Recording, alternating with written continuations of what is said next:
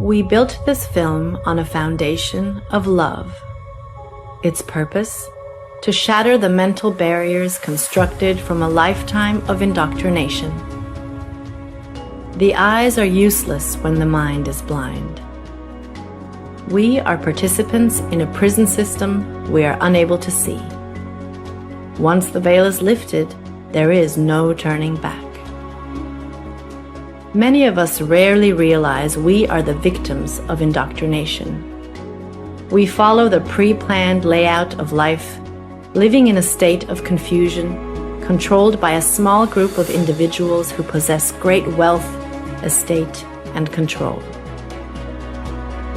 They monetarily benefit by keeping us blind to the true nature of the shape of the earth. Most are too busy to question what they are told or investigate the scientific theory about the physical world and its shape, wrongly taught in schools as fact. Inquiries made on a controlled platform such as YouTube or Facebook are quickly rerouted to videos and content that hold no merit.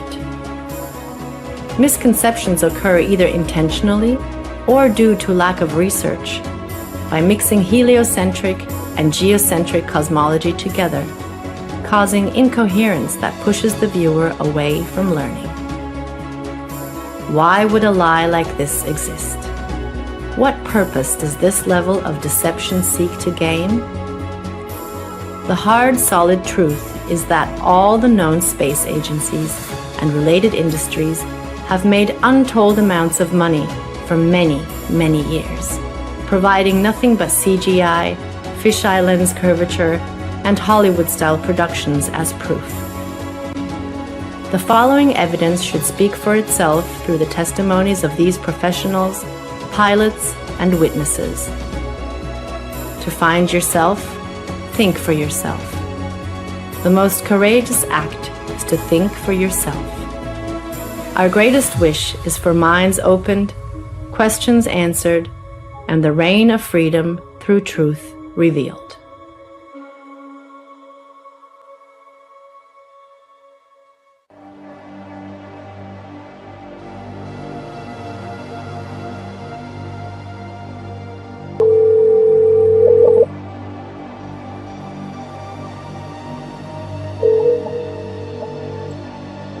Good afternoon. Hey John, how are you? Pretty good, sir. How's everything there? Everything's good, can't complain. It's kind of windy out. Looks like it's gonna rain. But anyhow, I've been getting hit with these, questions regarding the flat earth or trying to get information out of me, and I'm not too familiar with the subject. Can you help me out? Yes, sir. Copy that. I'll give you a couple of relatively quick examples that you can also research and elaborate as well. Number one, I'm a pilot, and when I used to fly out of Long Island towards Nantucket, bottom line here is they're going to give you some type of formula for every 100 miles. They're going to give you some type of XYZ per kilometer squared. Keep it very, very simple. Every 100 miles will be approximately 1 mile. 1 mile is 5,280 feet. The actual number is 6666, which is of Luciferian origin, which really reveals who's behind all the conspiracy and cover-ups, for everything. But the bottom line here is a very simple formula is for every 100 miles, you have 5,280 feet, which is 1 mile of curvature. So 100 miles equals 1 mile of curvature. Now, if I'm going, let's say, hypothetically, from Long Island to Nantucket, that's about a buck and a half. It's about 150 miles. So it should be 1.5 miles. So let's just take a mile. So with aviation, you fly at certain altitudes, whether you're flying in a easterly, a northeasterly, to a southwesterly direction. So hypothetically, if I'm flying easterly at about 4,000 feet, which is an even number. If you add 5,000 feet of curvature, that would be around 9,480 feet, which does not exist. So the bottom line is pilots know every 100 miles that you travel, you would be dipping the nose down to compensate for 1 mile, which is 5,280 feet of curvature. So there's the proof right there that there's something very fishy with this globe Earth situation, because scientifically it doesn't matter.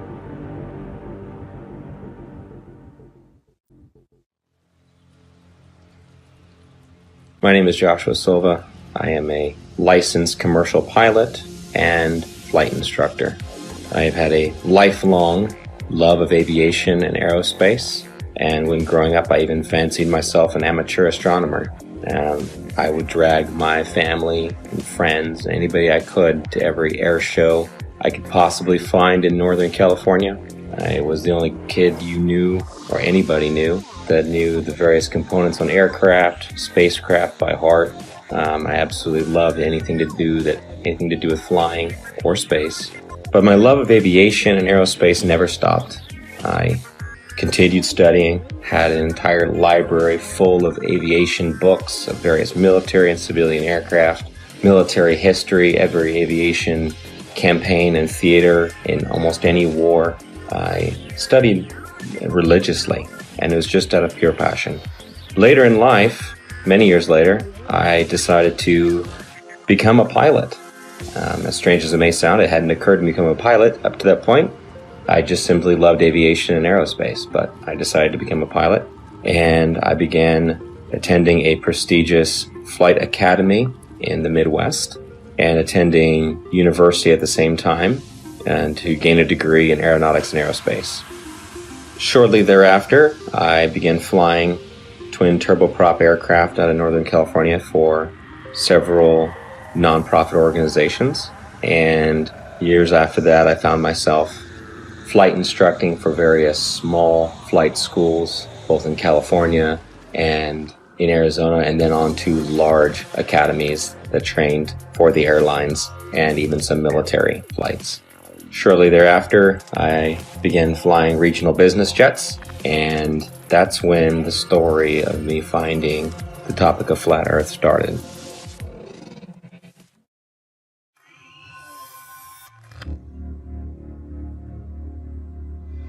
Hola, mi nombre es Héctor Requena.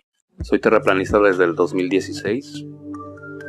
Este tema lo descubrí accidentalmente, me agradó mucho y desde ahí lo empecé a investigar.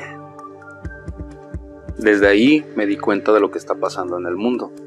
Yo fui aviador, me gusta más la palabra aviador que piloto. Yo volé con mi papá desde niño, él era piloto de la Fuerza Aérea Mexicana. Un tema muy curioso que me pasó a mí fue el empezar a conocer cómo funciona el giroscopio. El giroscopio está diseñado para volar sobre un plano, sobre un terreno plano y una tierra que no se mueve. Todos estos temas me llevaron a seguir investigando. Estamos tratando de invitar a la gente a que no se cierre de mente a estos temas, ya que si no nos damos cuenta de lo que está pasando ahorita es por lo mismo, porque la gente está cerrada, se cierra a pensar fuera de la caja.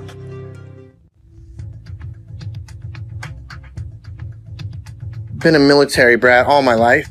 However, I've been in the industry of aviation for the last 21 years. And I became an FE somewhere around 15 or 16. When I really started looking at conspiracies, I looked into Benghazi because I happen to work on government contracts abroad, overseas. But I've been in aviation for 21 years, anything from helicopters to aerostats to big birds, little birds, fighter jets, things with engines, no engines, big blades, little blades, compressor blades, which, by the way, that one's not a hoax. Jets do not run only on compressed air. Contrary to popular belief, it takes compressed air in a blended ratio of air to fuel to drive the now heated gas and rotate the compressor blades. This has been a topic of discussion between FE and, not everything's a hoax. Coriolis effect. With that ties into, obviously with no spin, around the axis points that they say exist at 23.4 conveniently, 66 off the 90 degrees, right? Everything ties into 666 with NASA and all the BS scientists. Our aircraft have things called ADIs, attitude direction indicator, which gives correlation between the aircraft housing or the shell around the gyro itself. The ADI is nothing more than a gyro that will always reference level. I don't care what any pilot says. I don't care what any mechanic tells you. You know, there's a reason that pilots have one book called a Pilot Operating Handbook, and there's every other book, right? From structures to avionics to wiring diagrams to the actual components that make up these systems. That is a standalone system. The ADI does not lie. You don't care how cold it is, how high you are, and some of these guys are pretty damn high. It doesn't matter where you're going. It doesn't matter where you've been. It doesn't matter where you are over the realm itself.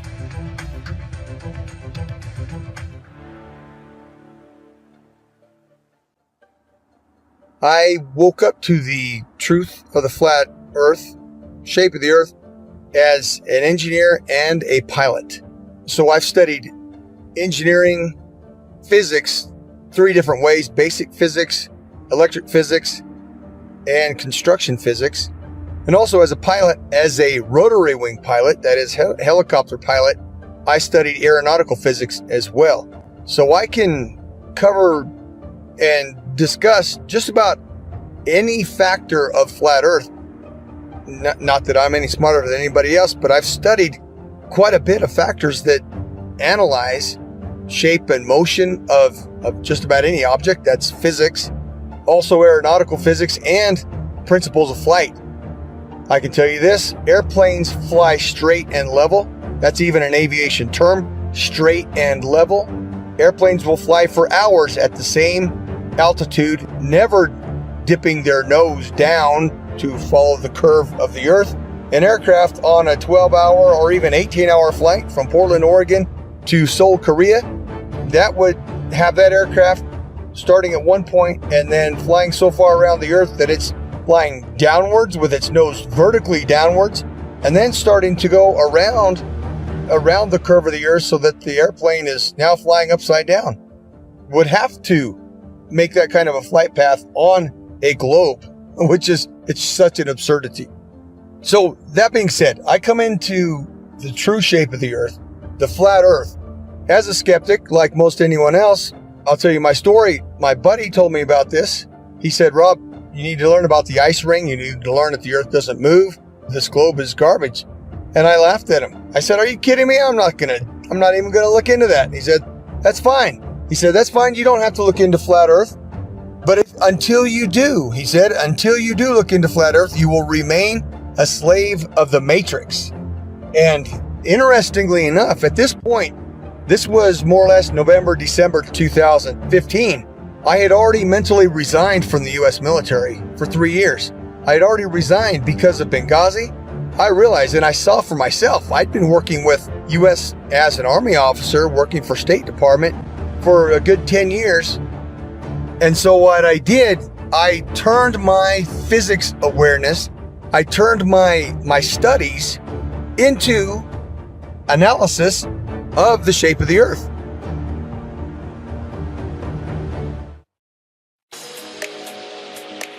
I have a bachelor's degree in English and International Business and a master's degree in Emergency Management. Emergency Management is an area of study that deals with lessening the effects of a natural or man-made disaster. Areas I had to study related to emergency management were meteorology, geology, geography, hydrology, and oceanography. You have to know well how Earth works in order to prevent or lessen the consequences of a natural disaster. In 2019, I wrote the book called 16 Emergency Landings Proving Flat Earth. Not many people know that when I was younger, I worked for an international airline. I worked at the International Cargo and Logistics Division of the company at São Paulo International Airport. I had to know all international routes in order to provide our clients the precise information about import and exports, as well as the logistics of transporting cargo internationally. Our company transported from a simple parcel package to cars and helicopters to anywhere in the world.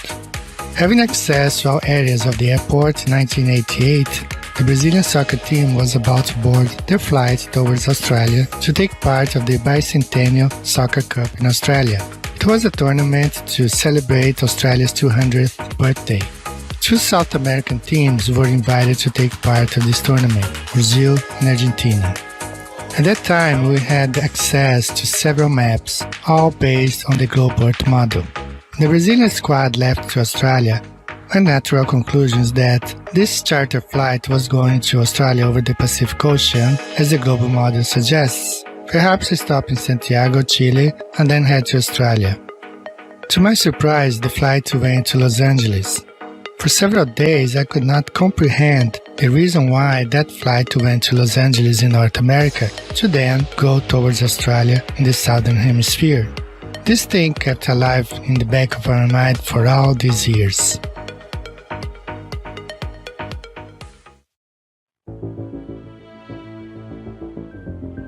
I'm a merchant marine. I've been sailing 15 years.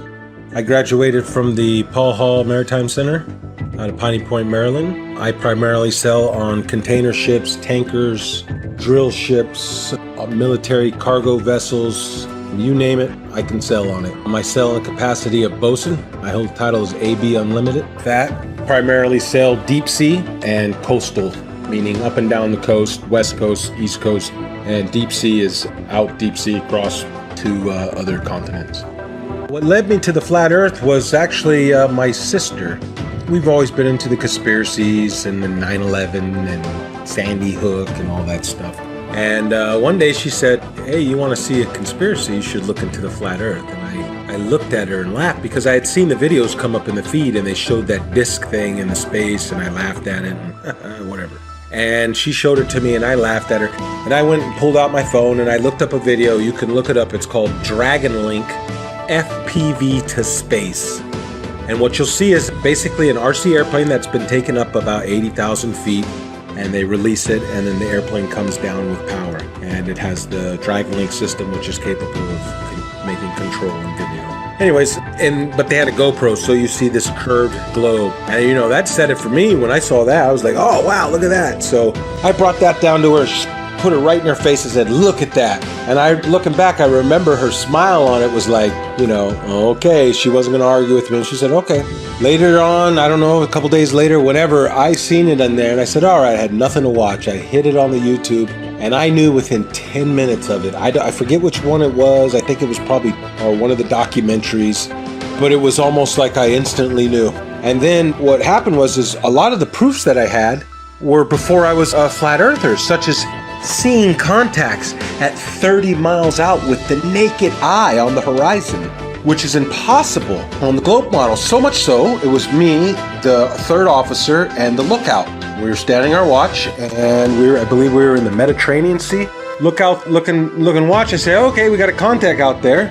We look and we try and get it on the radar. We get it at 30 miles out.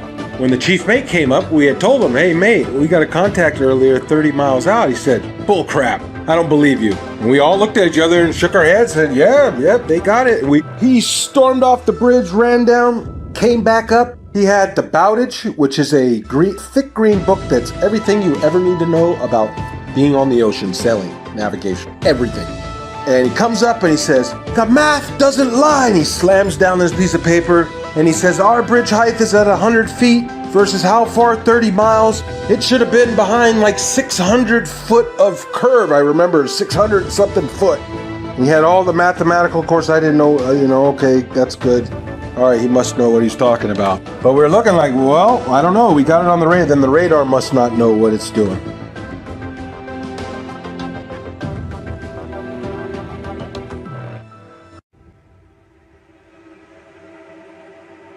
You can just call me Jay. That's what my friends call me. That's what I go by. I just go by Jay. My work experience, I joined the Navy when I was 17 years old. I had a secret security clearance. There's different levels of security clearance. There's a lower level, then there's a secret, which is what I had, which is like a mid-level, and then there's a top secret. I did not have a top secret clearance, so there's a lot that I don't know. But I did have a secret clearance.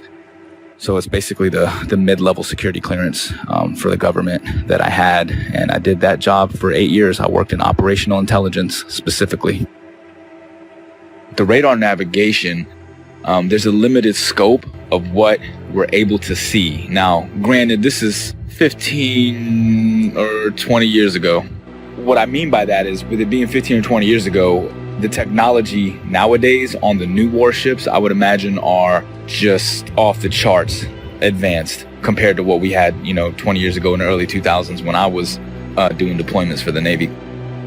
We're looking at the scope of the radar. Now, this is just going off of the actual screen that we can see. Now, there's 3 different screens. There's the basic radar screen where we have this limited scope where it only goes out like 25 miles, right?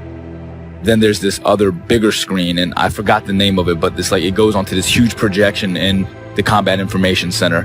Basically is where all of the information is housed. And on this huge screen, we can actually zoom out and see a significant portion of our area of responsibility. I can't say the exact number. Again, a lot of this is classified. Basically, when we zoom out onto this large projectile screen, it goes in and out, right? So the reason why we're able to zoom in and then pull back out is just for accuracy. So if we're looking at something that could just be like a buoy in the water, right? Just one of the little tiny buoys that the ships can use as kind of placements to track where they're going, that can be mistaken for an actual small watercraft. So we have to be able to differentiate between that and some of the ships that we're looking for, because some of the deployments we're out there looking for drug ships, we're looking for other types of ships, submarines, basically just to keep a track of everything. That's basically what the Navy and Coast Guard do. They want to make sure that they know what's going on in the seas, and that's kind of the way the United States Navy operates. They're basically dictating what happens in international waters.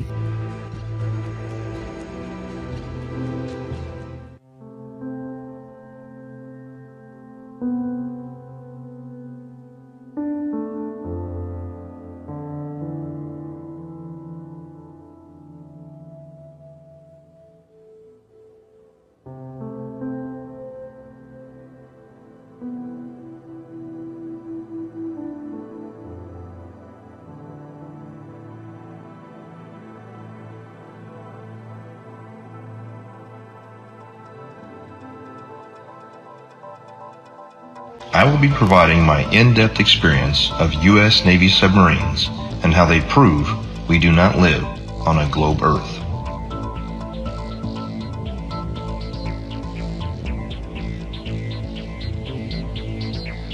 However, due to the nature of my job and the security clearance that I hold, I wish to remain anonymous.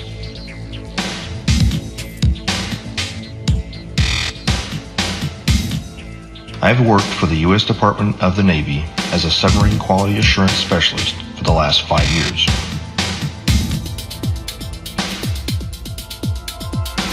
My job is to ensure that each submarine is built properly, safely, and to the engineer's plan.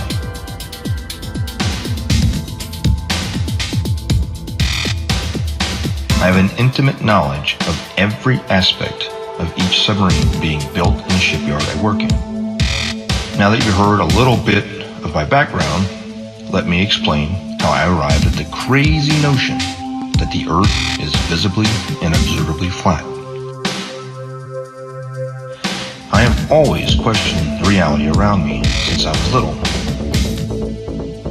I never followed anything mainstream, and I was never interested in what the news had to say. As I got older, I started looking into more and more things out of my own curiosity. 9/11, school shootings. I eventually started researching the moon landing because it just never sat well with me. And it didn't take long for me to completely unravel that for the hoax that it is.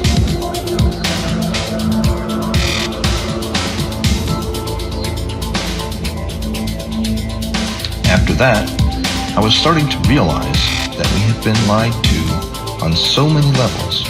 What else could there possibly be? Then I saw a video about the flat Earth pop up on my YouTube recommendations. At first, even with my awakened mind, I thought this was absolutely ridiculous. I decided that I'd look into it simply to disprove it and move on. It should be easy, right?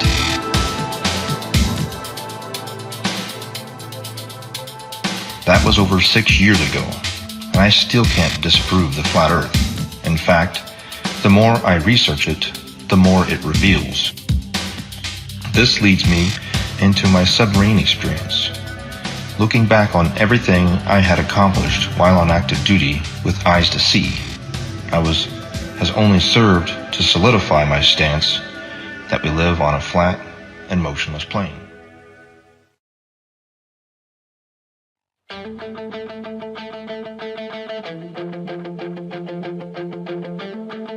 The theory of more land being hidden on Earth as one of the possible motives to hide the fact that the Earth is not a spinning water ball corkscrewing through space is something that many flat earthers have postulated over the years.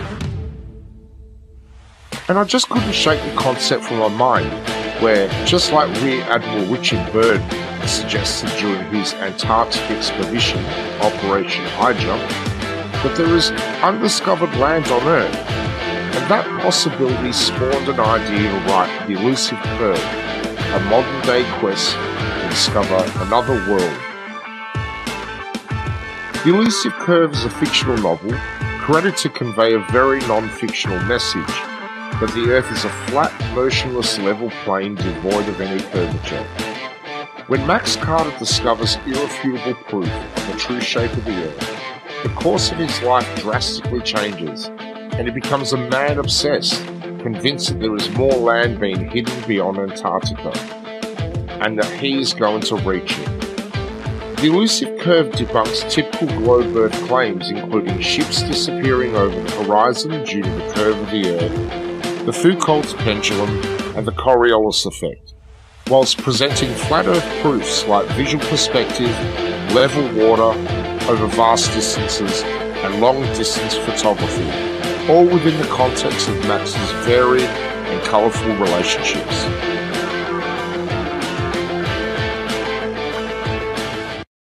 Could the Earth actually be flat? I began to see opinions and arguments that seemed logical, but I heard several arguments, which I now know were most likely disinformation, easily disprovable in the aviation world, but there were some that stuck with me. And so, myself being the way I am, I ran quickly, metaphorically, to my old textbook. And I opened my old textbooks, found them, unpacked them, cracked them all open, and even downloaded brand new copies in PDF form offline of all these books to make sure that nothing had been changed. I thought for certain that I knew exactly what compensation pilots are trained while flying to compensate for the spin or the rotation of the Earth, for instance. As far as falling around a globe, I assumed in my mind would be an aircraft's angle of attack. But upon more study, I found that not to be true. The angle of attack being the angle between the aircraft's flight path and the relative wind, which is something that pilots are very familiar with.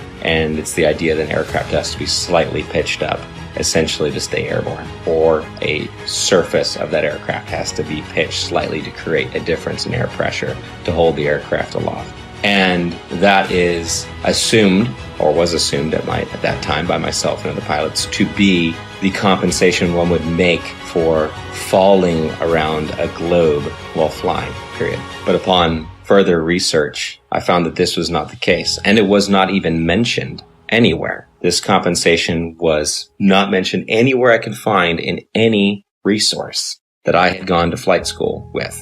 And they were extensive. There were many, many books, especially as one progressed towards the commercial flying side, especially elective courses, especially if you're going to university as I was studying aerospace, that you would assume, and I had assumed, that this was calculated for. Again, as far as ADIs, in every aircraft, it references the level horizon or references sea level always.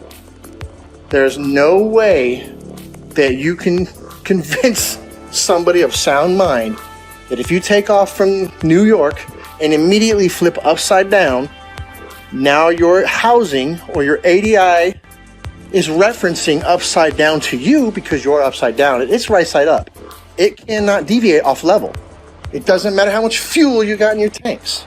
It doesn't matter if you're a helicopter or an aerostat or a fighter jet. That gauge will always reference level. It has to, because otherwise it would be a poor reference. And if you could manipulate it, why would you even have it in the airplane or your aircraft? But if you go take off 2 miles away, do a barrel roll, you're now flying upside down. At what point does that gauge show you back right side up? A half a hemisphere away? Is that what we're led to believe? Is that what we're supposed to believe?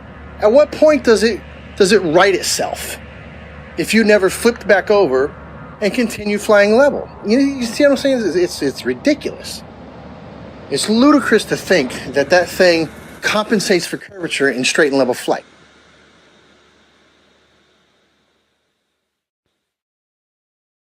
The big one that is oftentimes quoted is compensation for Coriolis effect while flying. And this is something I'd even taught my students about, and it's always assumed to be correct. We just assume. We're given the narrative from a young age, and everything is built upon that assumption, upon the theory.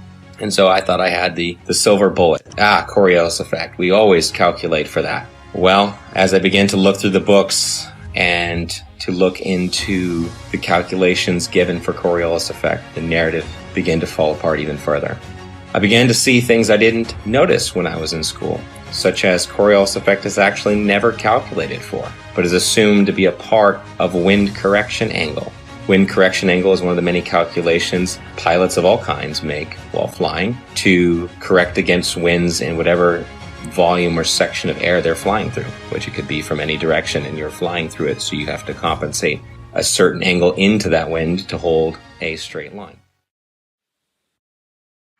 Interesting side note, I worked on aerostats for several years, and I always ask people who try to bring up gravity, well, how come my 4,000 pound, 74,000 cubic foot aerostat isn't getting pushed towards the ground? It weighs more than you do, which you believe gravity is pushing you down, right? Because these are some dense ass people. But how come the aerostat's not getting driven into the ground? It weighs more. It's definitely larger than the size of a house. It's more than size of most houses. So why isn't it getting driven to the ground? Well, that's because it's displacing less weight than the atmosphere or the medium that it's in. And I try explaining that. I don't know how many times you've probably posted something on this. I don't know how many times we're going to have to post something on this. But every time that little kid lets go of that helium balloon and starts crying. Radar is simply another form of radio transmission.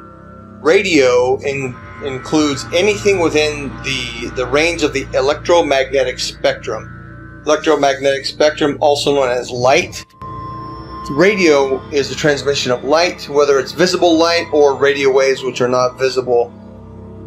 When it comes to radio transmissions, there must be a transmitter and a receiver.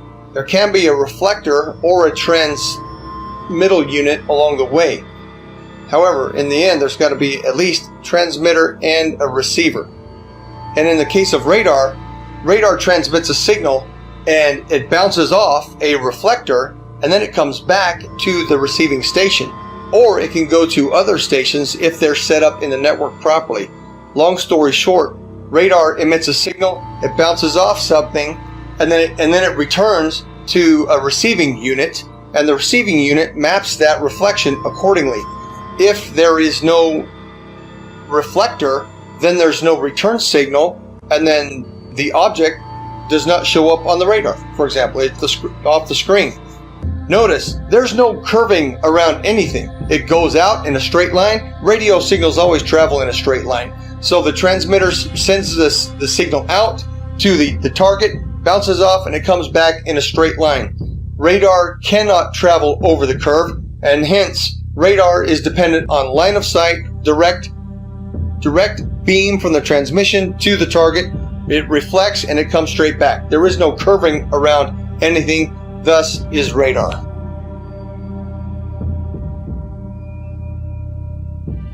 Also, radar works in straight lines. The radar is incapable of curving around a curve, picking up and bouncing back the reflection of what it's picking up. So if you can imagine a ship on the other side of the curve, we'll say 30 miles, 40 miles out, it sends out the radar beam.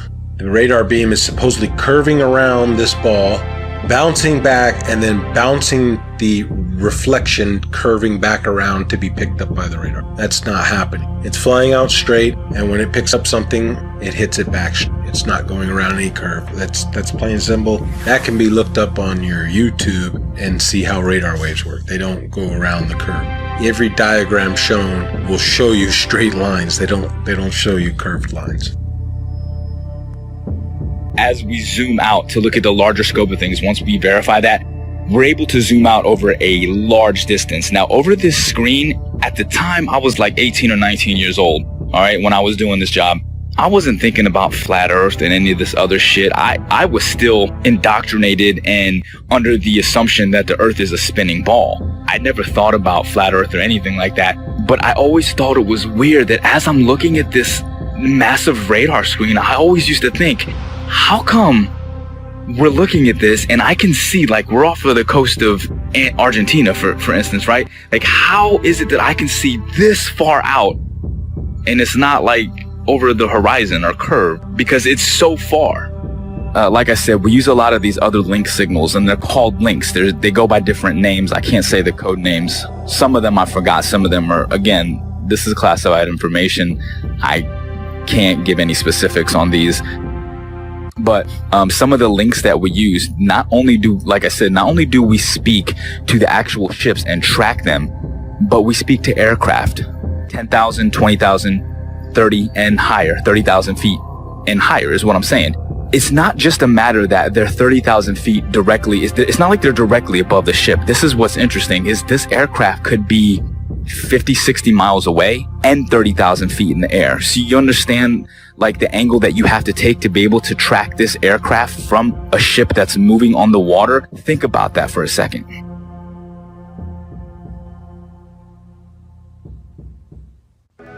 I served on board of a United States 688I fast attack nuclear submarine, and I can personally attest that we never constantly angled down during our submarine deployments. One of our longest transits went from the Gulf of Oman around the southern tip of Africa and back to Connecticut. We were underwater for almost 3 months straight. My job on board as a radioman meant that I spent a lot of time both in the radio room and in the control room. The control room is where they navigate and drive the submarine.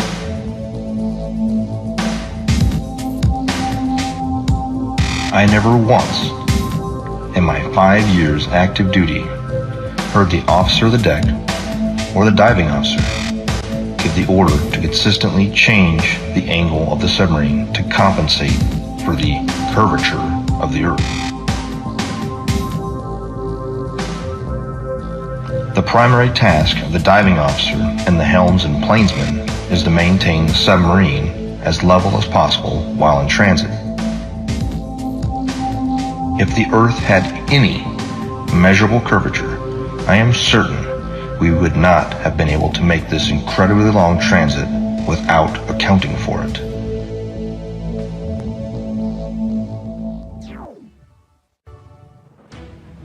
And then the big one is given after that. Well, GPS auto corrects for it. And that sent me down yet another path. GPS auto corrects for it. If it's a satellite-based system, how is it correcting for spin if it's also spinning over the same body? And why are there large gaps in GPS coverage over large oceanic bodies? Do they just turn them off? It's just not worthwhile? There have been enough aviation accidents at sea, very far from shore, that would say otherwise. And if you gave the American taxpayers, the ones funding these satellites that are supposed to track aircraft, the information that, well, we're just shutting them off because it's not worthwhile, those 3 or 4 jets full of hundreds of passengers just have to use other navigation methods such as dead reckoning, which is basically using a stopwatch and guessing to the next checkpoint, essentially. If you were to tell them that, they would be infuriated. So that could not be the case. Coverage was a problem. Even over large and non-densely populated areas, you would lose GPS coverage, even in jets at times. So this began to unravel the thread of satellites and satellite timing, and the fact that many reels of footage show these satellites being launched by balloon rather than by rockets. How the concept of these rockets doesn't even work to make it past the atmosphere, much less leave something in perfect geosynchronous orbit. I actually had the privilege of working a short time at a satellite manufacturing company in Northern California. got to see the assembly and participate in the assembly of satellites, base satellites, or so they were said. There would be small bottles encased in these structures that were encased by another structure. The small bottles were the fuel cells. These fuel cells were incredibly small, smaller than a diver's tank in most cases, much smaller. And this was supposed to be all the fuel that the craft needed to run and operate, as most are not actually electric. They're becoming electric now. And sustain itself in a perfect orbit by just small bursts from its engine or its propulsion system. But truth be told, I've been to many countries, done many things, all things aviation. I can say with absolute certainty, and I can attest, the plane does not dip nose down to follow the curvature of the Earth, ever. Matter of fact, most planes have an airfoil that are 3 degrees nose up in straight and level flight. And the reason that is simple. If the nose of the aircraft was at 0 degrees or level flying through the air, then it would porpoise, right? It would be quite violent because some of the air would go over the nose and some of the air would go under the nose. And it would cause that nose to go up and down, which is literally like a porpoise or a dolphin out of water. And that's exactly what would happen. So the wings are designed, when they are level, the nose is 3 degrees nose up. The fact, proven from multiple points, that there is no Coriolis to the motion of the Earth. And I'm speaking from a pilot's perspective, also an engineer's perspective, because I obtained a degree as an engineer before I went to flight school. So I'm both a pilot and engineer at once. So, number one, there is no rotation of the Earth, proven by the fact that a helicopter pilot can hover the aircraft indefinitely, motionless, above a single point of the Earth. If the Earth were spinning, as soon as that aircraft left the ground, the Earth would spin out from under it. Now, somebody may say that the air of the atmosphere rotates along with the Earth, which is one of the most absurd concepts imaginable, because if that were the case, then all wind would travel with the Earth. There would be no alternating wind currents when we know that the jet streams fly overhead, clouds move in multiple directions overhead, and a kite flying over the stationary Earth. The fact that a kite flies because of wind passing through, that proves that the Earth does not. That proves that the air does not move in unison with the Earth. Number two, airstrips do not rotate away from a landing aircraft. Anybody who's seen a pilot's view when an aircraft lands, well, the aircraft lands to a motionless airstrip. If the Earth were rotating, the pilot would have to turn to the angle at which the airstrip is rotating away and land at the speed of the airstrip, which is absurd, simply absurd. Airstrips do not rotate away from the aircraft, and on an east to west landing strip, if the aircraft is landing to the west, the airstrips do not land moving towards the airplane. That's insanity. Okay, simply stated. If the Earth was a spinning ball, it is virtually impossible for a ship to be moving at 25 to 30 knots on this curved spinning ball while tracking an aircraft that's probably going 300 miles per hour, 50 to 100 miles away. Really, I mean, these like P3 aircrafts were pretty far and 20,000 feet in the air. It's just virtually impossible. It doesn't make sense. Again, at the time, I wasn't thinking like this, but looking back on the information that I had, I'm like, yeah, there's no way. There's no way that was done on a curved Earth. Literally, the only way that could work is if we are on a flat, stationary plane. We're cruising along. The boat is cruising along in the water. Like, think about it in terms of like a large, like, you know, like those backyard swimming pools. Picture the swimming pool filled up, right? And then your ship, you put a little boat on the swimming pool, and then, you know, you put like a little fake aircraft in the air. Now, from that ship, you're able to see the aircraft. It doesn't matter where you are in that pool, you can track that aircraft. If you're on a spinning ball curve, how the hell can you track an aircraft that could be in a position that's 100 to 200 miles away from you, 30,000 feet in the air from a different angle that's around a curve? It's impossible. There's no way that you could, there's no radio frequency that could track that. I'd like to point out that I see now that I didn't see before is that you have a magnetic compass and you have a gyro on any ship. And I'm not talking about your little crabberman show fishing boat, what are the deadliest cat? I'm talking about a real deep sea going, unlimited tonnage boat. It's going to have a gyro. And it is a big, huge box that sits usually behind the bridge or in the chart room. It's a big box and it's basically the gyro compass. Now, if you had two models, I guess, wouldn't you have to have one making the corrections? Because it almost never matches the magnetic almost never matches the gyro. It's very rare that we're steering the same course. And they say it's due to deviation and variation is where you know, like the metals of the ship causes it to differ. And then you have the variation of the magnetic fields over the earth is, I guess they change, you know, true north and magnetic north. But the way I look at it is, man, they got two different machines. One is a machine and one is from God. The way to get around the earth. God's not a dummy. He put the way to get around the earth with the compasses. If back in the day they had motorized vessels that can get them around, they would probably have got around a lot better. But they were at the mercy of the wind. People say, oh, they didn't know their way, or, you know, they were using the stars and stuff, and they, you know, so I just believe that the two compasses, the gyro compass that's electronic, and then our regular compass is because they are switching the ways, you know, the maps. There's two different ways to get around the earth. They're tricking us. Here is another flat earth proof that I never noticed while I was on active duty, thanks to years of indoctrination. Periscope observations.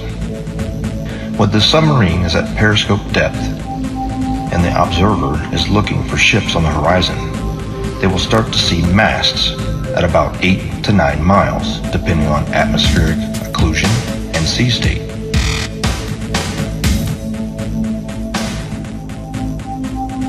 The hull of the ships won't be visible until about 5 miles, depending on atmospheric occlusion and sea state. At 9 miles away, the target should be 26 feet behind the curve, but this isn't what's observed.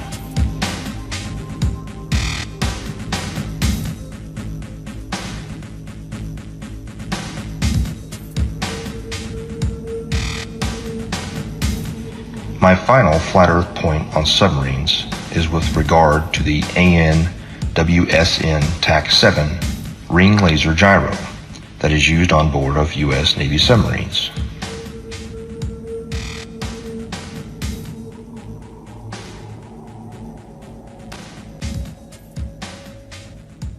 A typical gyroscope, like the ones used on board of an aircraft, is a device used for measuring or maintaining orientation and angular velocity. It is either a spinning wheel or disc with a counterweight, in which the axis of rotation is free to assume any orientation by itself.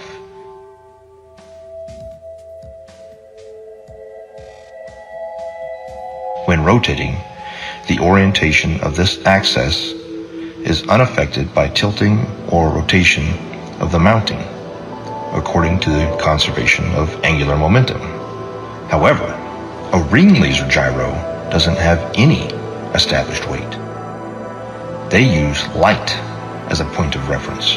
It spins up a disc that shoots out lasers, and it has a digital encoder that deciphers where the laser strikes inside of the gimbal system. No make-believe gravity required. Let's just say we're like 30 miles away. These missiles can shoot much further than that. I can't give you the exact number, but say we're 30 miles away, okay? 30 miles is far.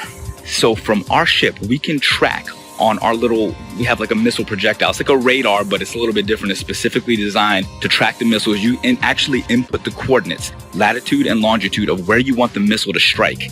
Really, really high precision accuracy. Really accurate.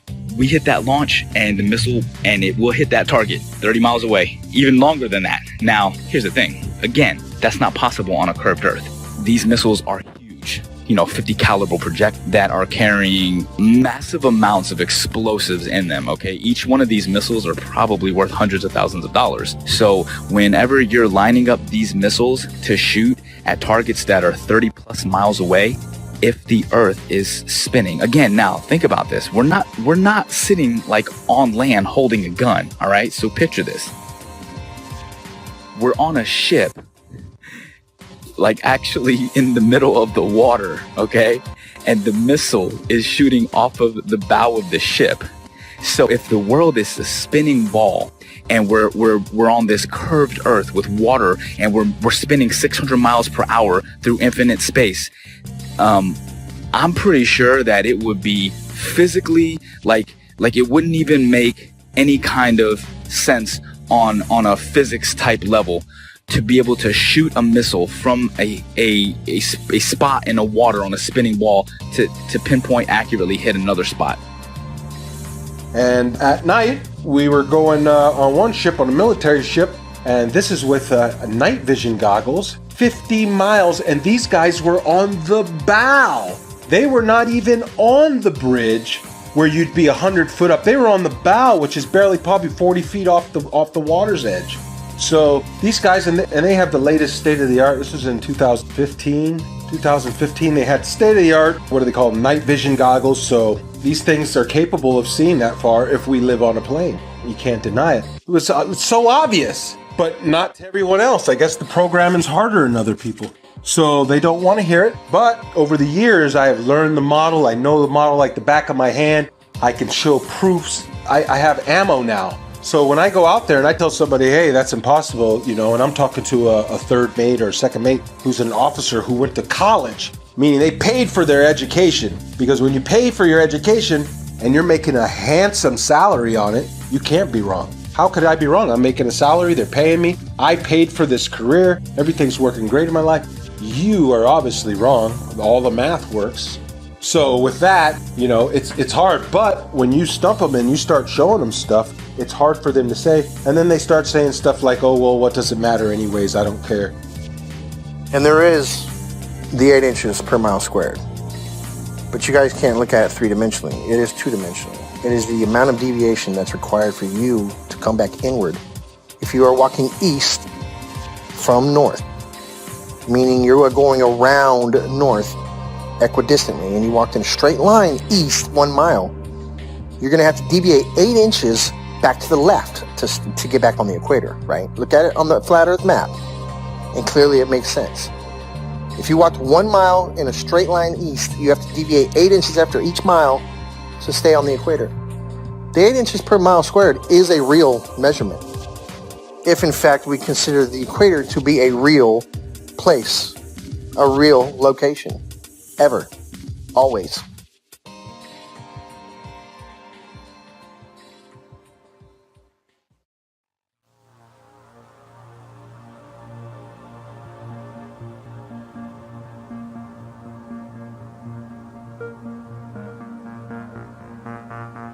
In 2015, I came across YouTube's suggestions for flat earth videos.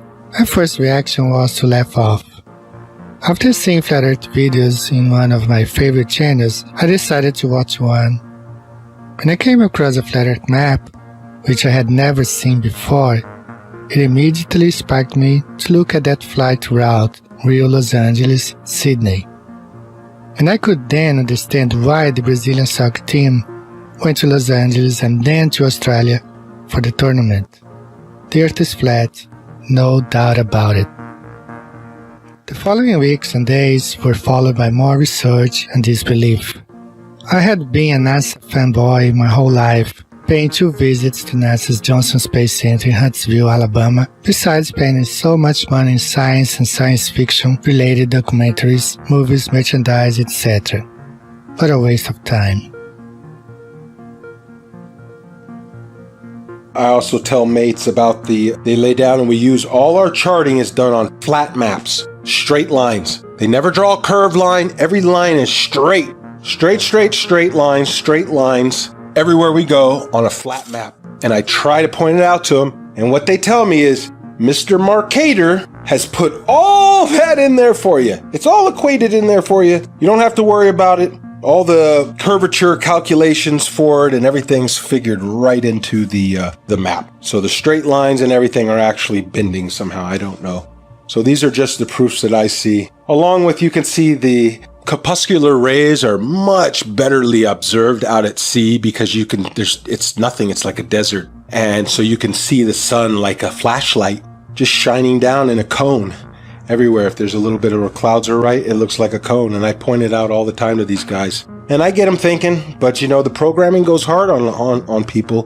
And if you're not ready to wake up, well, you're not ready to wake up. You'll just have 1 foot in, 1 foot out. You'll be back in the illusion before you know it.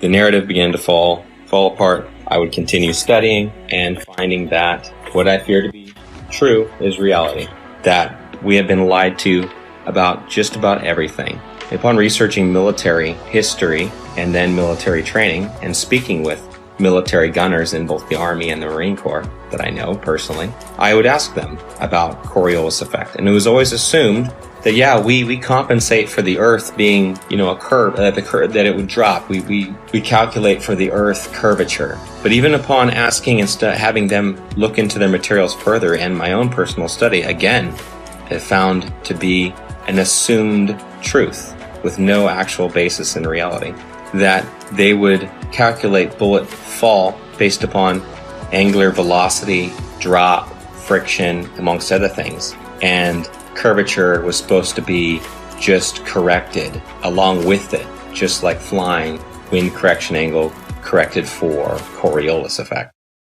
I've done many of them personally. I've flown more than 1,070 hours in both helicopters and airplanes. And I will tell you factually that aircraft meet their checkpoints, they take off, they meet their checkpoints, and they land exactly as planned on a flat stationary map. No pilot, I say again, no pilot has ever accommodated for the rotation of the Earth when planning flights and takeoff to checkpoints along the way, and then landing. Pilots can plan so well that they can take off and land hundreds of miles away down to within 30 seconds of their planning because the Earth simply does not rotate.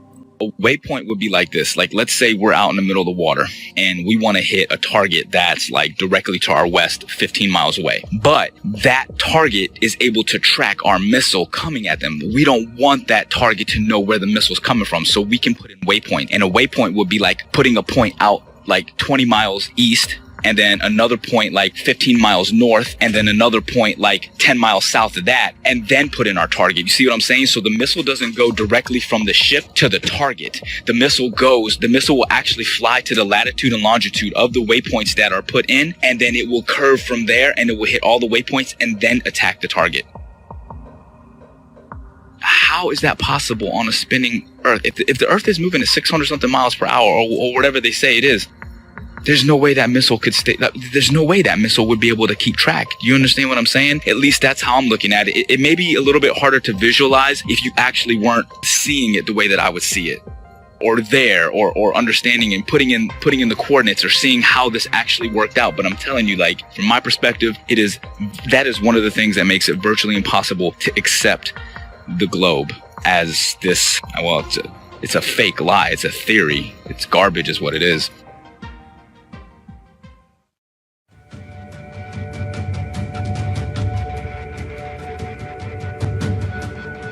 When it comes to a deception this big, it's hard to dismiss.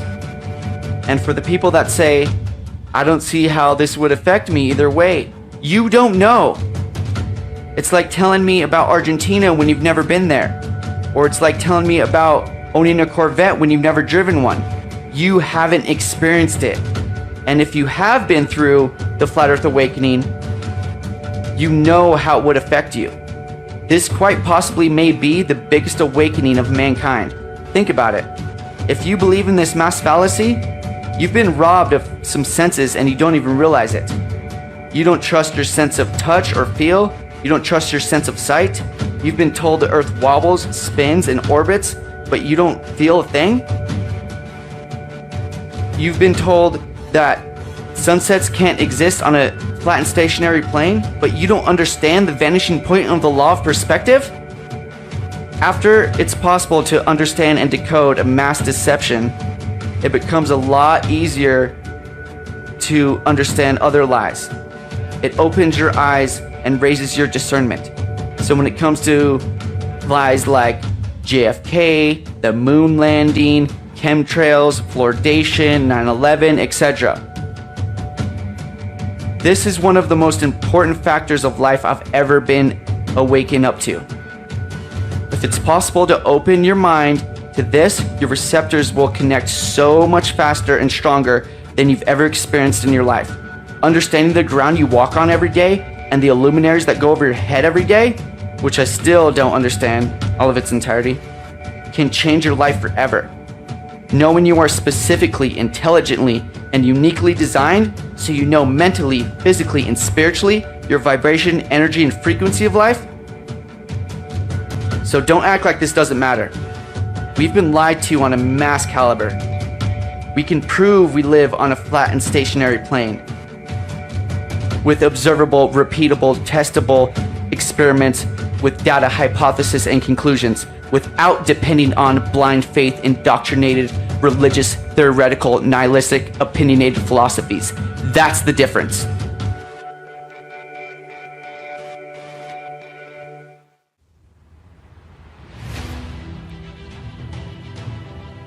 Max must constantly deal with the stigma and ridicule of being the crazy flat earther from friends and family, and bombardment of typical questions like, why would they lie?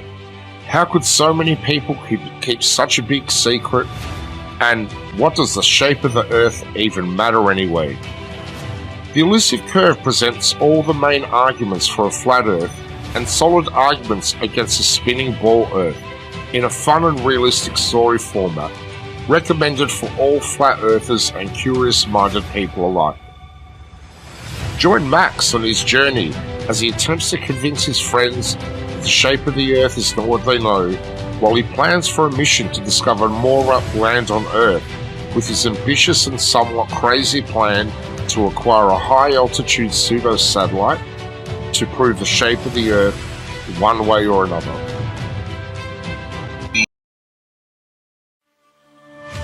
So that began my journey down the flat earth.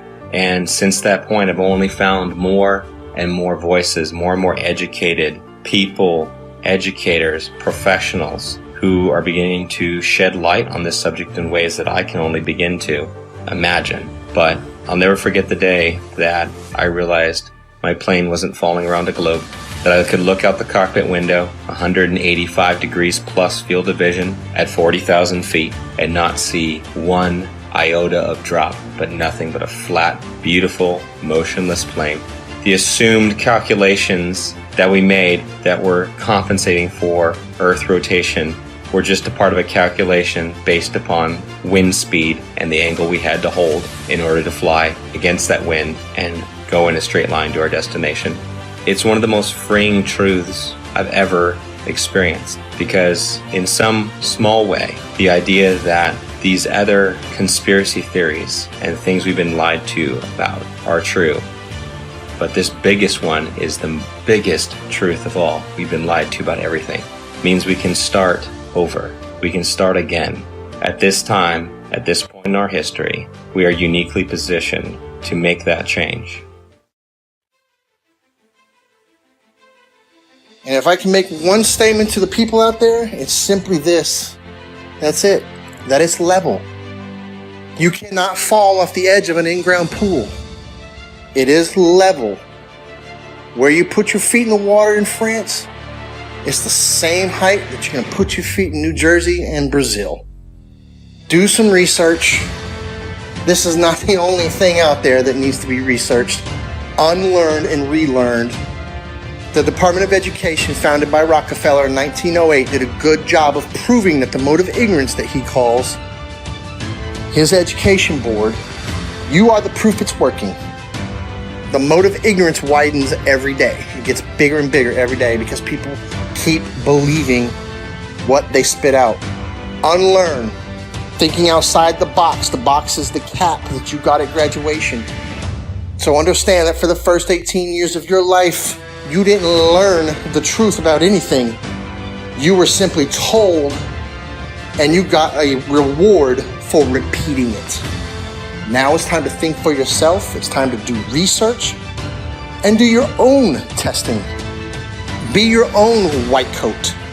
Knowing the earth is flat has placed me in sync with our Creator, His creation, our hidden past, and with the future we hope to build.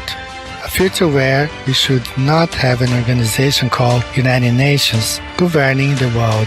When there is no globe, there should be no globalization. This is my message to all of you. Peace.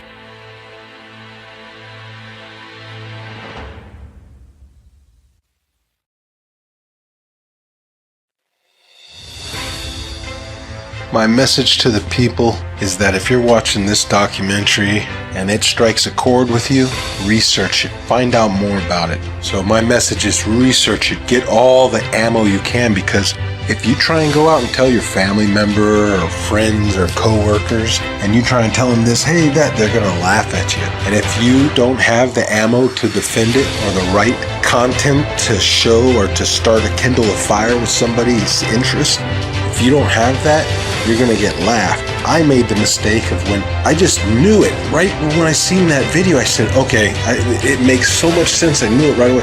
I went and tried to tell everybody before I knew. I just blurted out little proofs. Airplanes don't dip their nose, the water lies for, and they'd hit me with some of that science stuff, that pseudoscience, and I couldn't defend it, and I would look like a fool. And then when I had the knowledge, it's harder to defend it because they've already don't take me serious. But now I've gained such a knowledge on it and such what you would call ammo that I can defend it in a way that you're going to get one of these reactions.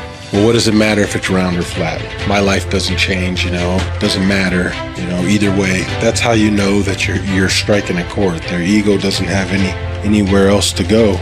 So from there you can work on them. But like I said, learn the model, learn to defend the flat earth model before you tell your coworkers, loved ones, or anybody, that matter that you don't know, because people you think that you know well are going to look at you like you're crazy. And unfortunately, that's due to the programming, and everybody believes one thing, so how dare you believe another? You got to fall in line.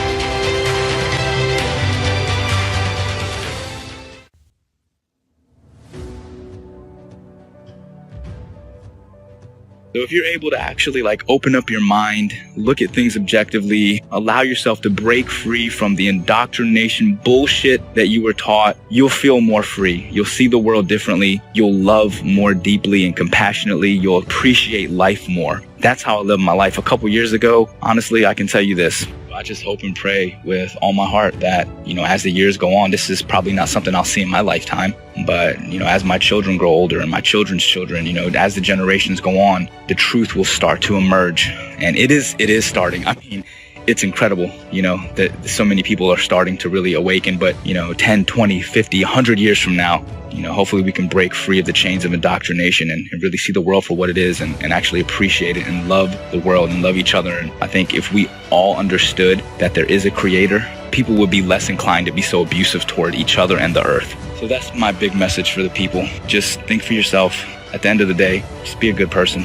Don't be so quick to just believe something and stand by that belief just because it was taught to you at a young age. Question it. Make sure it makes sense.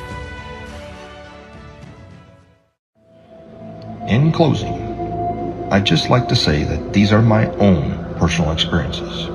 I never ask anyone to simply just believe everything I'm saying. In fact, please don't.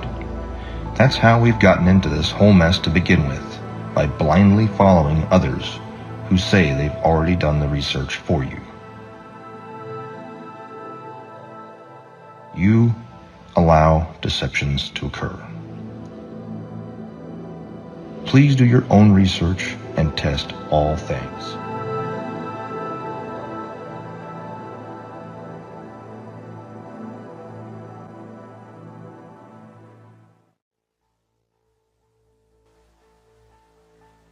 All space agencies are part of the cover-up because they are also Freemasons. It is my consensus that space is fake. And NASA was set up this deception and even admit that images of Earth are composites and computer-generated images.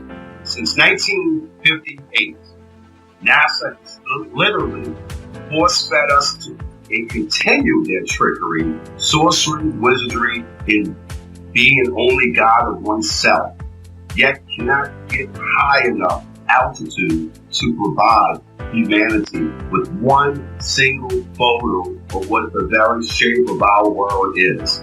I believe strongly in the very senses that God gave all of us. And instinctively, our senses are 99% correct. And my book will help those awakening sheep remove the dark shades from this massive deception. And for those who are unwilling or unable to think past their noses, then those sheep will remain asleep. My book is part of the Great Awakening from pseudoscience that has put man living in a Newtonian world of Einstein physics, ruled by Frankenstein logic. Game is over. The consciousness shift of stupidity because of poisonous indoctrination to separate your soul and reality from truth and knowledge that hold tight, folks. A real awakening is happening all over the world.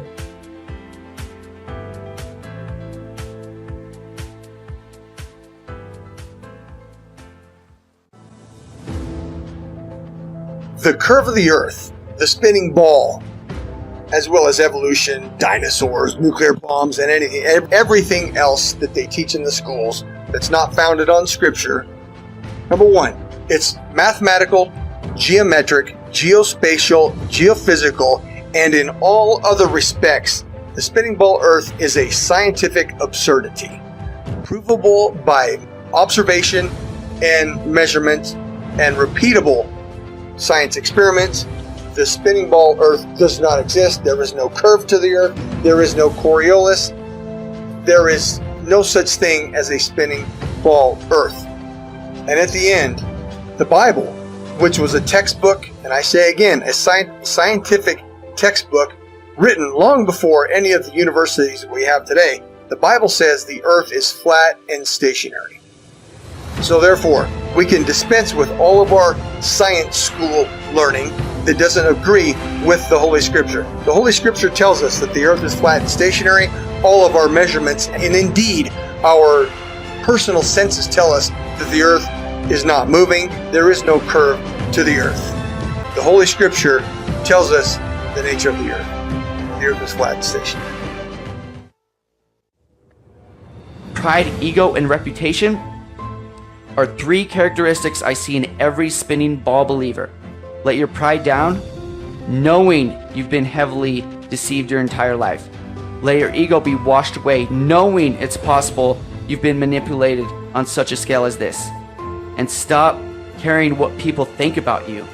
I'm not saying be as external and abrasive as some of us. Just realize that yes, we are human, and we can be programmed to think certain ways, but also know we can be unplugged and become critical thinkers, observers, and researchers without being told what and how to think. From an education system that runs kindergarten curriculum all the way up to Harvard, that was bought over by the Rockefellers a long time ago. This is our time, not theirs. It's time to stand up and start acting instead of relaxing and being told how and what to think. From mainstream outlets that are owned by the Bilderberg Foundation, the Triangular Commissions, and the Council of Foreign Relations. Think for yourself and stop falling victim of popular public opinion that are owned by these anti-God secret societies. In my in particular gifted opinion, the most precious gift God gave us is free will, but it's up to us to choose what's right and what's wrong, what's light and what's dark, what's positive and what's negative, what's yin and yang, what's in motion and stationary, what's flat and what's round, what's good and what's bad. We can't tell you what to do. I can lead you to knowledge, but I can't make you think. It's your choice to take the blue pill and go back to sleep, or to take the red pill and stay awake the rest of your life, knowing you are chosen. Because many are called, but few are chosen. And I promise you, once you go flat, you do not go back. They couldn't stop this movement if they tried, because truth prevails. Rest in peace, the globe. Every truth has a specific time and moment to manifest itself. Technology being the catalyst for this truth to re-emerge and reveal itself again. And proof that it's not a myth, fantasy, or a misunderstanding of our ancestors and all ancient cosmologies. It's a geography of Earth that is flat and also disguised in words like plains, the Great Plains, the lowlands of Europe, the flatlands, the savannas of Africa, the Amazon basin, salt flats, the mud flats, the depressions, the Arctic tundras, the tablelands of Australia, the steppe of Russia, grasslands of Argentina, the ice sheets of Antarctica, the wetlands of Florida, and the levels of England. Over these vast plains flows rivers and canals like Nile, Amazon, Mississippi, and countless more, for thousands of miles flowing level in every direction. The oceans and seas that occupy 70% of Earth is flat and level water, but science have no way to prove that it curves or sticks to a spinning ball by a magic force called gravity. The majority of the seabeds of the seas and oceans are abyssal plains. As we say, as above, so below. The longest line of sight of observing Hudson Bay at 1800 miles and my own Himalayan ranges observation on 2 occasions of plus 2000 miles is just impossible on a globe Earth. No physicist can debunk the testimony presented here by the first category witnesses, nor the real geography, nor the longest line of sight, nor the countless researches, investigations, and evidences that prove we live on a flat and stationary plane. The one who needs to prove that it's legit or not is the globe.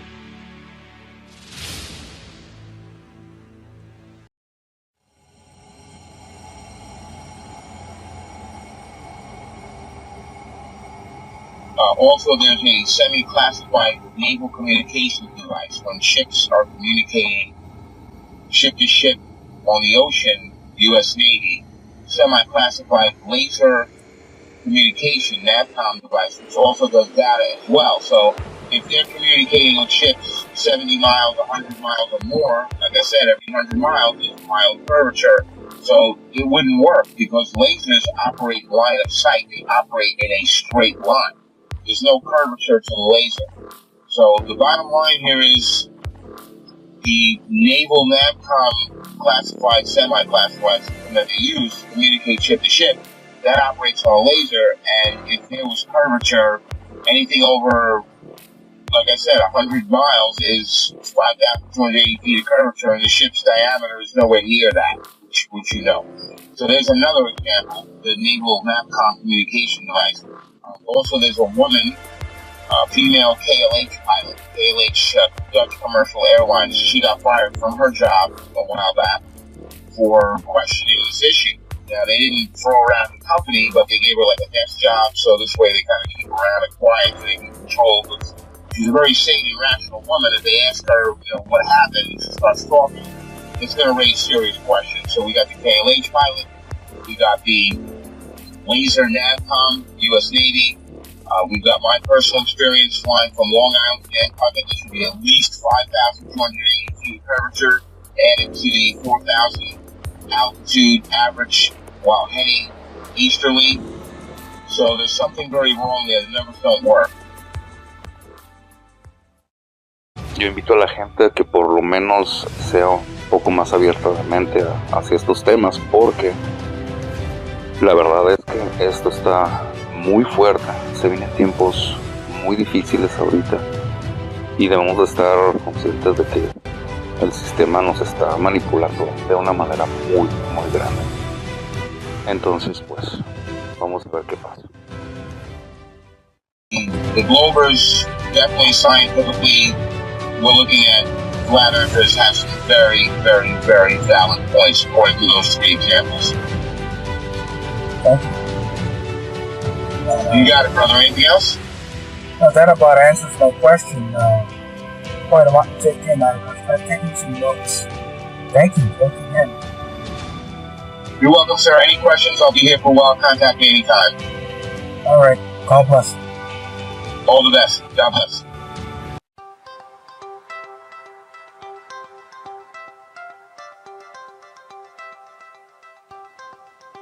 Is it possible that almost everything that we were taught from the time of our innocent adolescent time as children to the completion of our chosen path of studies in college was not only incorrect, but was part of an educational doctrine of spiritual disconnectedness from what truth is and what our reality in the world that we occupy today.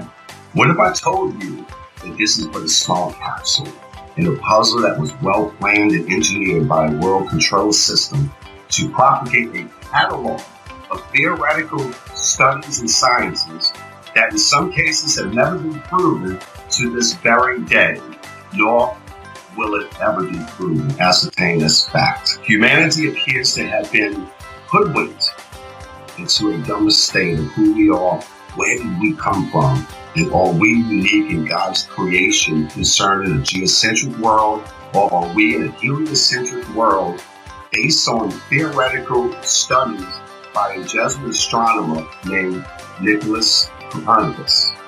He suggested this in 1543. His works were not released until after he died because he himself didn't believe in the spin ball theory either that is taught still today at the highest levels of education. On my book, which is the Pharisee Plan agenda that has gone on for 474 years, seems to be threatened to become full disclosure of the biggest lie in the history of mankind that is kept by the world's oldest secret society called the Freemasons. The very uniqueness of humankind was spelled out correctly by our Creator that the earth was the center of the universe, and that He created the sun and the moon as well as the stars and the constellations that revolve around the earth, with Polaris being the north magnetic pole big star. How could space possibly exist when you and I have never been in our entire lives seen a real photo of what our own world looks like?